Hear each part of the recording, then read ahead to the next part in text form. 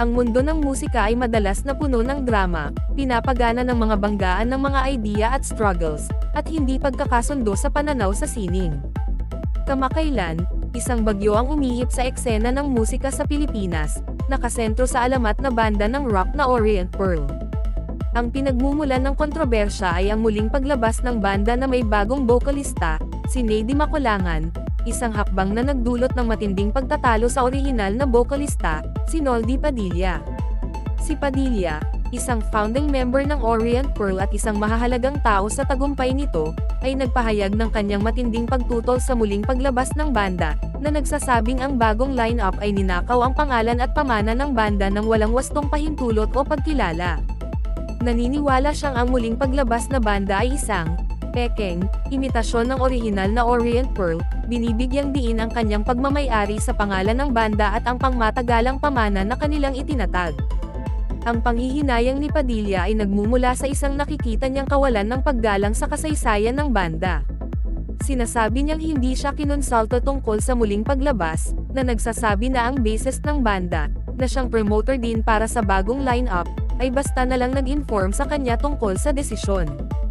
Nararamdaman ni Padilla na ang muling paglabas na banda ay hindi pinansin ang halaga at kahalagahan ng kanilang pinagsamahang kasaysayan, epektibong binubura ang orihinal na Orient Pearl mula sa kwento. Nagpatuloy pa siya, tinawag ang mga bagong miyembro na buwisit, malinaw na ipinapahayag ang kanyang hindi pagsang-ayon at isang pakiramdam ng pagtataksil. Ang galit ni Padilla ay nauunawaan, ang kanyang pagmamahal sa banda at ang creative journey na kanilang pinagsamahan ay halata. Ang muling paglabas ng Orient Pearl, nang walang kanyang pakikilahok o pahintulot, ay tila isang malaking personal na insulto.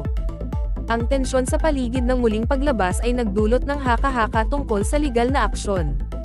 Si Padilla, na napalakas ng kanyang matinding pakiramdam ng pagmamay-ari sa pangalan ng banda, ay nagbigay ng pahiwatig tungkol sa mga posibleng legal na hakbang laban sa mga bagong miyembro.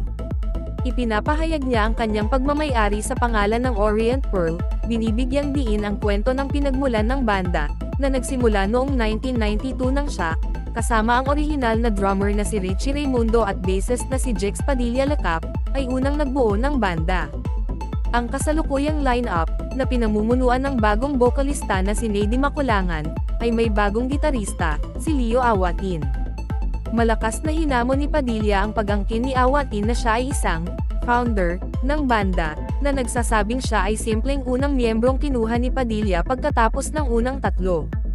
Ang pagtatalo tungkol sa papel ni Awatin ay nagpapakita ng pangunahing punto ng salungatan, isang labanan para sa pagmamay-ari ng pagkakakilanlan ng banda.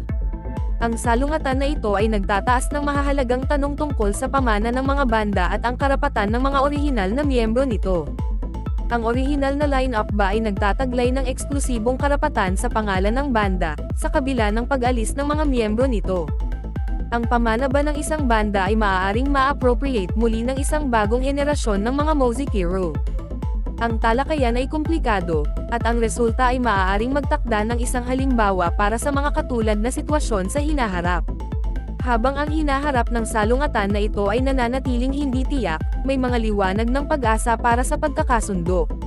Ang pakikilahok ni Padilla sa Frontmen at Rock Chicks concert, kasama ang iba pang iconic na mga musikong Pilipino, ay nagmumungkahi na ang kanyang pagmamahal sa musika ay patuloy, at maaaring bukas siya sa paghahanap ng karaniwang batayan.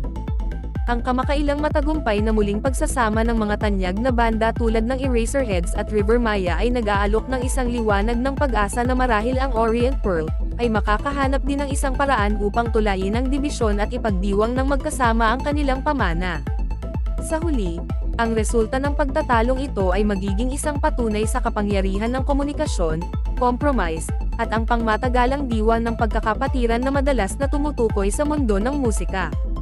Mananatiling makikita kung ang dalawang paksayon ng Orient Pearl ay makakahanap ng isang landas patungo sa pagkakasundo, o kung ang hinaharap ng banda ay magiging palaging nakaukit sa isang mapait na legal na labanan.